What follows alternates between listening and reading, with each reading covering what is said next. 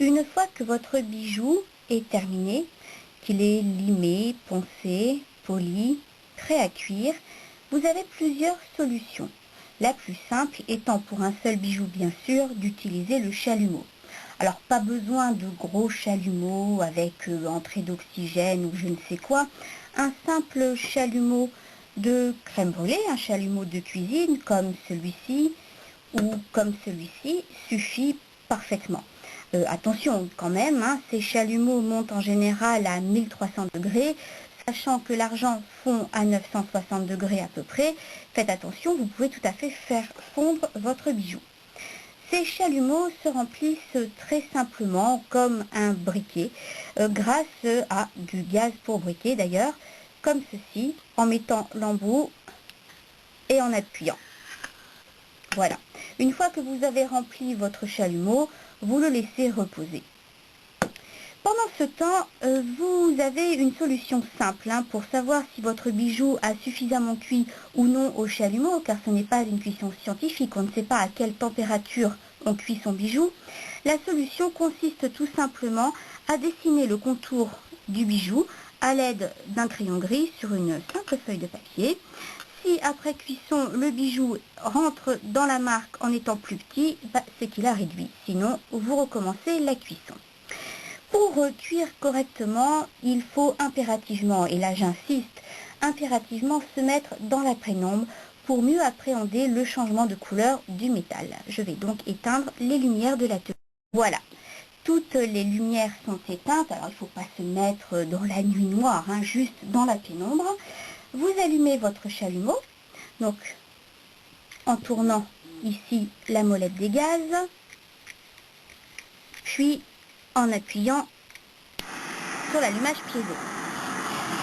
Vous ne devez jamais laisser le chalumeau fixe sur le bijou. Il doit toujours bouger, alors ici d'avant en arrière, pour ne pas faire fondre le bijou. Donc là, vous voyez le lien organique qui brûle, puis qui noircit.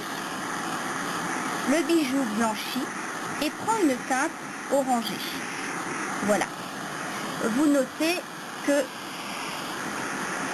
si l'on rallume la lumière, on ne voit rien du tout. Ce n'est pas une question d'expérience ou de professionnalisme, c'est une question de couleur. Avec la lumière, on ne voit rien. Sans la lumière, on voit. À partir du moment où le bijou est orange, vous commencez à décompter environ 2 minutes. Donc il faut avoir préparé son petit chronomètre avant ou alors une musique dont on connaît la durée. C'est un minimum.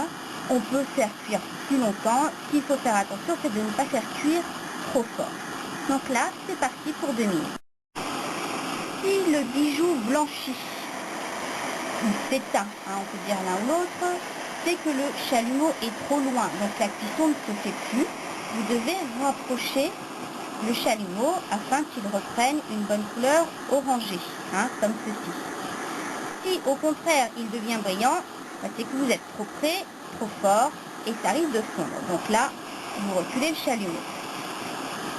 À la fin des 2 minutes, donc quand votre chronomètre sonne, vous écartez le chalumeau pour l'éteindre en tournant la molette des gaz. Voilà, ici, c'est ça. Vous pouvez laisser refroidir tranquillement votre bijou à l'air libre ou alors le jeter dans l'eau, évidemment, en le prenant avec des pinces Bruxelles. Il est encore très très chaud. Voilà, on a entendu le petit pchit. Puis tout de suite, vous vérifiez que la cuisson a été correcte. Vous le repassez dans la petite marque et comme vous pouvez le constater, le bijou a bien réduit. La pâte de métal, les particules, se fichent éperdument de savoir si la chaleur a été provoquée par un four électrique ou par un chalumeau.